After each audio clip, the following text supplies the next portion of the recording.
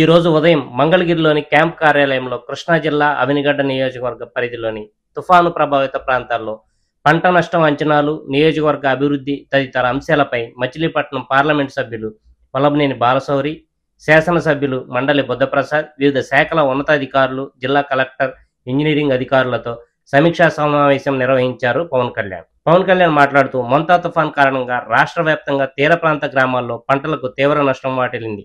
గత వారం అవినిగడ్డ నియోజకవర్గం పరిధిలో పర్యటించి దెబ్బతిన్న పంటలను పరిశీలించిన సమయంలో నష్టపోయిన వారిలో కౌలు రైతులు కూడా ఉన్న విషయం నా దృష్టికి వచ్చింది.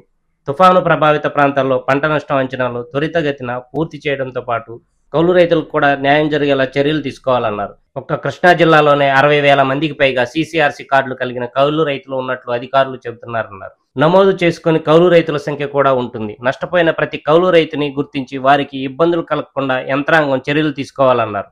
గత ప్రభుత్వ నిర్లక్ష్యం ఖరీదు 50 కోట్లని అవినిగడ్డ నియోజకవర్గం పరిధిలోని తీర ప్రాంతంలో కాలువలను సముద్రానికి అనుసంధానిస్తూ నిర్మించిన అవుట్ఫాల్ స్లూయిజ్లు పనిచేయకపోవడం కారణంగా నాగాయలంక, కోడూరు మండలాల పరిధిలో సుమారు 5,000 ఎకరాలు ముంపుకు గురవుతున్న విషయం మా దృష్టికి వచ్చింది.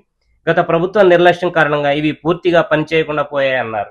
బ్రీజ్ పెట్టడం వంటి కనీస నిర్వహణ పనులకు కూడా నోచుకోలేదు. ఫలితంగా అవుట్ఫాల్ స్లూయిజ్లు మొరాయించడం వల్ల సముద్రం పోటెత్తి ప్రతిసారి ఉప్పు నీరు తమ పొలాలను ముంచెత్తుతుందని, తమ సమస్యకు పరిష్కారం చూపమని దివిసీమ రైతులు కోరుతున్నారన్నారు. గత పాలకుల నిర్లక్ష్యం వల్ల నేడు అవుట్ఫాల్ స్లూయిజ్లను పునరుద్ధరించేందుకు 50 కోట్లు ఖర్చు చేయాల్సి వస్తోంది. అవినిగడ్డ నియోజకవర్గం పరిధిలో మొత్తం 7 అవుట్ఫాల్ స్లూయిజ్లు పునర్నిర్మాణం చేపట్టాల్సి ఉంది. జాతీయ విపత్తుల నిర్వహణ నిధుల నుంచి వీటికి కేటాయింపులు చేసి నిర్మాణాన్ని పూర్తి చేస్తామన్నారు. అవుట్ఫాల్ స్లూయిజ్ల సమస్య పరిష్కారానికి అవసరం అయితే ఢిల్లీ వెళ్లి కేంద్ర పెద్దలతో మాట్లాడుతూ నూతనంగా నిర్మించబోయే అవుట్ఫాల్ స్లూయిజ్లు దీర్ఘకాలం రైతులకు ఉపయోగపడే విధంగా డిజైన్లు పక్కాగా రూపొందించే విధంగా అధికారులు చర్యలు తీసుకోవాలన్నారు. ఎదురుమండి దీవుల్లో నివాసం ఉంటున్న 20,000 మంది ప్రజల చిరకాల వాంఛ ఏటిమోగా ఎదురుమండి బ్రిడ్జి నిర్మాణానికి పూర్తి స్థాయిలో సహాయ సహకారాలు అందిస్తామన్నారు. కృష్ణానదిపై నిర్మించ తలపెట్టిన ఈ హై లెవెల్ బ్రిడ్జ్ కోసం ఇప్పటికే 109 కోట్ల నాబార్డు నిధులు మంజూరయ్యాయని, ఆ అలైన్మెంట్ లో మార్పుల కారణంగా నిర్మాణ వ్యయం పెరిగిన విషయాన్ని స్థానిక శాసనసభ్యులు తెలియజేశారన్నారు. 60 కోట్ల వరకు నిర్మాణ వ్యయం పెరిగే అవకాశం ఉందని అంచనా వేశారు.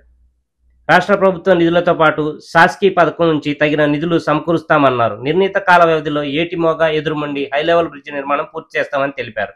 ఎదురుమండి దీవుల పరిధిలో ఎదురుమండి గొల్లమంద మధ్య రహదారి నిర్మాణానికి పంచాయతీరాజ్ శాఖ నుంచి 13.88 కోట్లు కేటాయించామని, ఈ పనులకు సంబంధించి టెండర్ల ప్రక్రియ కూడా పూర్తయిందన్నారు. అయితే ఈ రోడ్లో కొంత భాగం అటవీ శాఖకు చెందిన భూభాగం ఉందని, రాచుగుంటకు వెళ్లే రహదారి నిర్మాణం కూడా కొంత భాగం అటవీ శాఖ అనుమతుల కోసం నిలిచిపోయిందన్నారు. అటవీ శాఖ అధికారులు, జిల్లా కలెక్టర్ సంయుక్తంగా క్షేత్రస్థాయిలో పరిస్థితులను పరిశీలించి సమస్య పరిష్కారానికి తగిన చర్యలు తీసుకోవాలన్నారు.